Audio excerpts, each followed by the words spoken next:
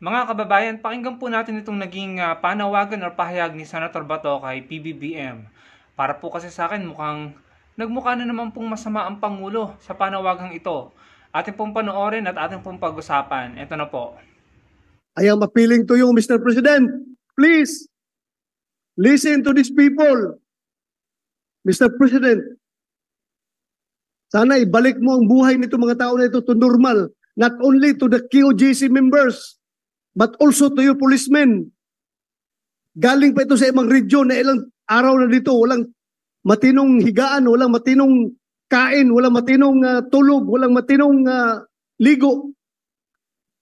I am appealing to you, Mr. President. Please act on this.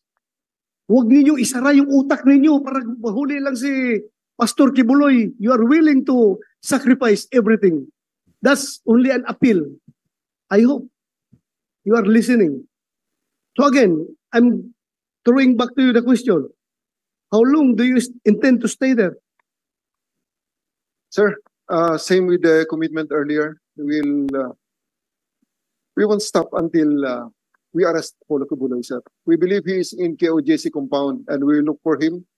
If only the KOJC members will cooperate with us, leave us alone what we are doing, we're not hurting them. We're not hurting them. They are the ones impeding us. We want to go into a building, why impede us? Stay away. It's not you that we're targeting. We are looking for Apollo Kibuloy, Crescente Canada, Ingrid Canada, Sylvia Simanes, and Roy. What's the first name? Roy. Jacqueline Roy.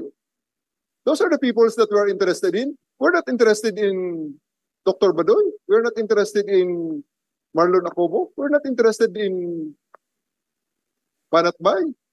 We're not interested in anybody except for the five. Let us look for them freely in these areas. They say that these are sacred grounds.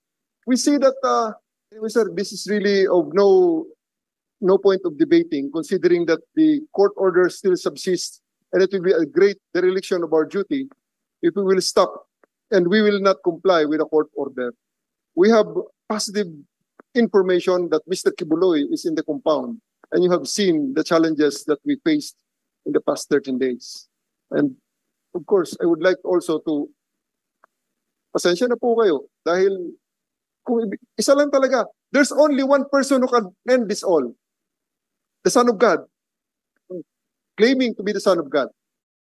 Ayun mga kababayan, napakinggan po natin, napanood natin. Bakit ko nasabing mukhang naging masama na naman po ang imahe ng Pangulo sa panawagang iyon? Kung hindi po natin i-analyze, iisipin po natin na concern si Senator Bato sa mga tiga-KOJC. Yes, maybe concern po siya talaga sa mga tiga-KOJC. Pero yung pahayag niya, para sa Pangulo, panawagan niya para sa Pangulo na tila ba gusto niya na umatras po ang mga otoridad at ang gusto niya na ipag-utos ng Pangulo na tapusin na yung ginagawa ng mga kapulisan natin doon sa KOJC. Para po sa akin, yun po ay nagsisend ng maling signal sa mga tao sa publiko. Na tila ba sinasabi na ang may kasalanan ng lahat ng ito, ang may kontrol sa mga nangyayari sa KOJC ay ang Pangulo. Mali po mga kababayan. Kaya napaka-importante po talaga na tayo po ay nag-iisip ng kritikal at nag-a-analyze ng mabuti. Kung papakinggan nyo at papanoorin nyo, siguro iisipin nyo concern na panawagan ni Senator Bato sa Pangulo. Pero ang impact nito para sa Pangulo ay negatibo. At mukhang sumama na naman po ang imahe ng Pangulo. Lalo-lalo na sa mga supporters nila. Natila nga sinasabi na ang may pakana ng lahat ng ito na nangyayari dyan sa KOJC ay ang Pangulo.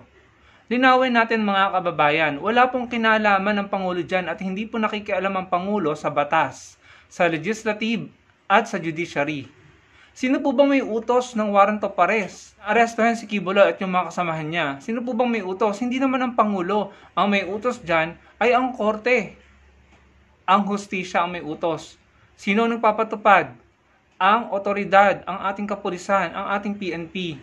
So hindi papakialaman yun ng Pangulo dahil hindi po tama yun. Hindi porket ikaw yung may pinakamataas na posisyon at ikaw yung pinakamakapangyarihan sa bansa, ipapakialaman mo ang mga mambabatas, ang batas, ang hustisya at ang kapulisan. Hindi ganun. Siguro nasanay sila sila Senator Bato sa ganung uri ng sistema nung panahon nila.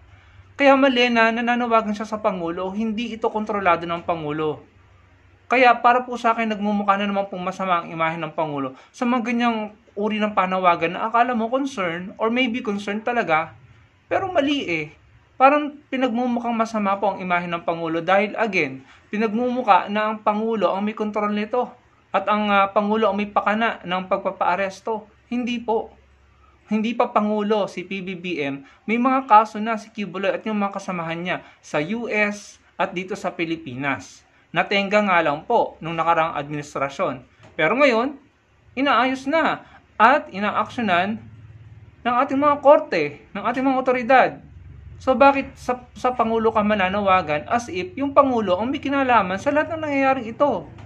Kaya hanga ako dun sa naging response ni General Torre, nanindigan siya, na sinasabi niya na sa pagkakaunawa ko, ang lahat ng ito ay matatapos kung susuko po o lalabas at makikipagtulungan si Kibuloy at yung mga kasama niya. Isa-isa niya, hindi sila after kila Banatbay, dun sa mga nabanggit niyang pangalan, they are after dun sa mga taong hinahanap ng batas, hinahanap ng korte, na dapat makipagtulungan at patunayan sa korte na sila yung mga inosente pero nagtatago.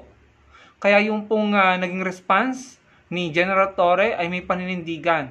Tama yun. Nandun na tayo. Kaya nga po ako naaawa na rin sa mga pulis dahil sila napapagod na nahihirapan sila kung saan sila magbabanyo, natutulog sila doon sa labas. Although, ayan po ang kanilang sinumpaang tungkulin, ang magserbisyo to serve and protect, no? Kasama yan. Pero hindi po natin maiwasang maawa. Pero kita nyo naman, Senator Bato at saka sa mga tiga KOJC, yung mga kapulisan natin, nagtsatsaga at nag-e-effort. No, nahihirapan din. Kayo din nahihirapan din. Dahil may ilang tao, 5, 4, dahil may ilang tao na hindi nakikipagtulungan. Hindi nagpapakita, hindi lumalantad, at hindi humaharap sa korte. May mga kaso laban sa kanila. Hindi tama na magtatago. Ang bukang bibig nyo nga dati nung panahon nyo, kung walang ginagawang masama, ba't matatakot sa tukhang? So ngayon, ibabalik namin sa inyo, kung walang ginagawang masama, bakit nagtatago? Bakit yung Pangulo ang gugustuhin nyong sumuko or magpa-withdraw ng mga kapulisan natin dyan sa KOJC? Bakit tila nananawagan kayo, Senator Bato, na yung kapulisan natin ay umatras or umurong or sumurrender na at umalis na? Bakit ang hindi niya ipanawagan ay yung lumantad at lumabas at makipagtulungan yung mga taong hinahanap po ng otoridad at ng batas? Hindi ba mga kababayan? Hindi ba dapat yun ang tamang gawin? Na imbis na manawagan sila sa Pangulo, at tila gusto nila na ang Pangulo ay utusan ng mga polis doon na umalis na, i-withdraw na ang kanilang pwersa doon.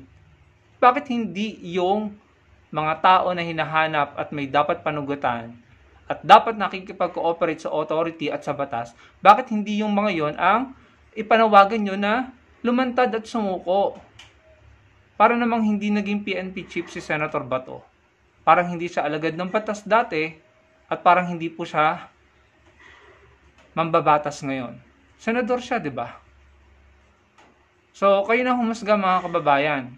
Ako po talaga, saludo ako sa paninindigan ni General Torre at sumasang-ayon ako at sumusuporta sa kapulisan natin ngayon. Dahil pinapatupad lamang nila ang batas, order ng korte, at wala pong kinalaman ng Pangulo dito. Kaya huwag kayong manawagan na tila ba sinisisi nyo ang Pangulo sa mga nangyayari sa inyo.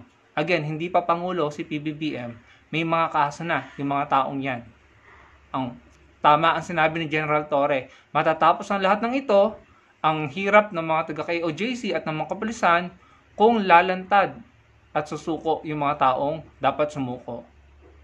Hindi po ba mga kababayan? Sana po yung makapag-comment kayo at malike yung video natin at makita-kita po tayo sa susunod kong video. Salamat po.